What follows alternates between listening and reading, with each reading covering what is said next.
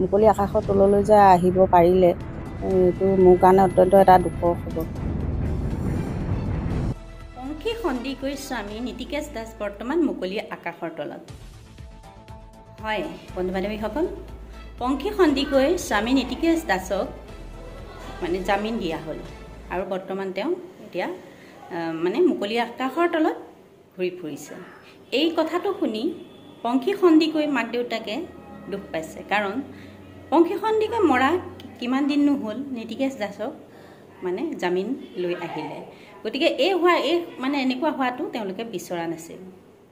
যেনেদৰে জোনমণি ৰাভাৰ ঘটনাটো বৰ্তমান কোনো ন্যায় নাপালে আৰু বৰ্তমান সুনীল গগৈ জীৱিত নে মৃত তাৰ কোনো সন্ধান পোৱা নগ'ল। গতিকে এনেধৰণৰ ঘটনাবোৰ অসমত প্ৰায় হৈয়ে থাকে। কিন্তু বাৰু যি কি নহওক, তাৰে এটা ভিডিঅ' পংখী সন্দিকৈ মাকেনো কি কৈছে তাৰ এটা ভিডিঅ' মই আপোনালোকৰ মাজত শ্বেয়াৰ কৰিলোঁ। আপোনালোকে চাই লাইক কমেণ্ট এটা কৰিব, লগতে যিসকলে মোৰ এই ভিডিঅ'টো নতুনকৈ চাই আছে ছাবস্ক্ৰাইব কৰি কাষতে থকা বেল আইকনটো প্ৰেছ কৰিব বুলি আশা কৰিলোঁ। মুকলি আকাশৰ তললৈ যে আহিব পাৰিলে এইটো মোৰ কাৰণে অত্যন্ত এটা দুখৰ খবৰ।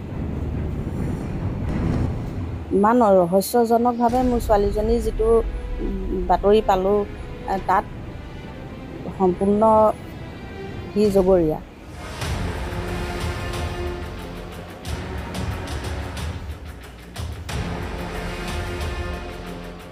শিৱসাগৰ জিলাৰ নিতাইপুখুৰীৰ দূৰচিকা গাঁৱৰ নিবাসী ভৈৰৱ সন্দিকৈৰ কন্যা পংখী সন্দিকৈৰ মৃতদেহ নামৰূপত এটা কোৱাৰ্টাৰত যোৱা ৩ মে'ত উদ্ধাৰ হৈছিলে আৰু পংখী সন্দিকৈক আচলতে হত্যা কৰি আত্মহত্যাৰ ৰূপ দিয়া বুলি অভিযোগ উত্থাপন কৰিছিলে পংখী সন্দিকৈৰ পিতৃ মাতৃ তথা আত্মীয় স্বজনে।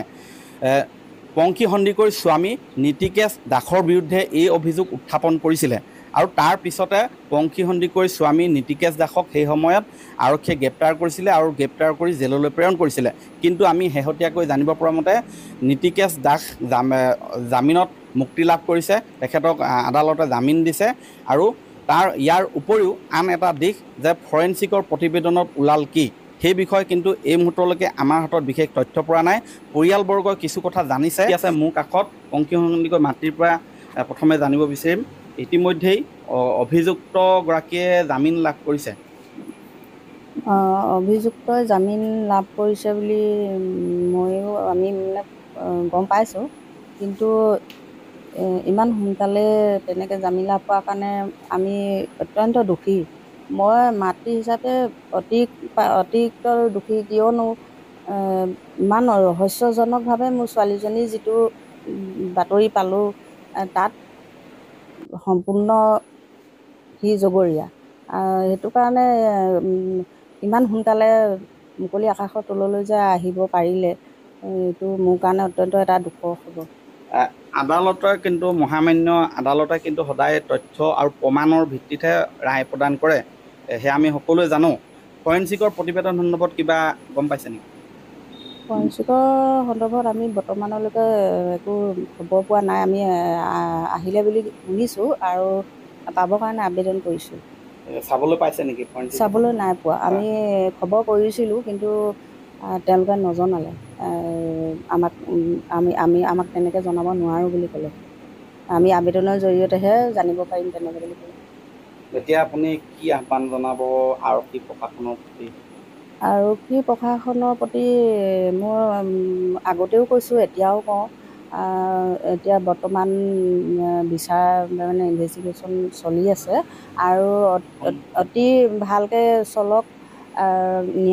মোৰ ছোৱালীজনীয়ে ন্যায় পাওক, লগতে আমিও ন্যায় পাওঁ আৰু এখন শুদ্ধ চাৰ্জশ্বিট পঠাওক। হেৰুৱা মোবাইলবিলাক হেৰুৱা মোবাইলটো, মোৰ ছোৱালীজনীৰ মোবাইলটোতো তেতিয়াই সেইদিনাই থানাই লৈছিলে আৰু তাৰ মোবাইলটো ভগা টুকুৰা পালোঁ বুলি আমি নামৰূপ থানাতে গম পাইছিলোঁ 24 দিনমানৰ পাছত পাইছিলে। এতিয়া মোবাইলকেইটা হেৰিৰ কাৰণে ছেভ কৰিবৰ কাৰণে পঠাইছে বুলি শুনিছোঁ। গুৱাহাটীলৈ পঠাইছে বুলি শুনিছোঁ। হয়, এতিয়াও তথ্য বহু উদঘাটন হ'বলৈ বাকী আছে। বৰ্তমান এই আদালতৰ মজিয়ালৈ গুচি গৈছে সমগ্ৰ বিষয়টো।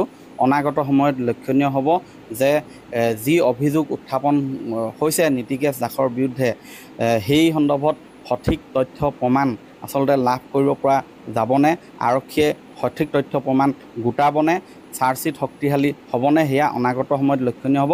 কিন্তু এই মুহূৰ্তত আমি জনাব বিচাৰিছোঁ যে অভিযুক্ত নীতিকেশ দাসে ইতিমধ্যেই জামিন লাভ কৰিছে আৰু বিষয়টো সম্পূৰ্ণ বৰ্তমান আদালতৰ বিচাৰাধীন হৈ আছে।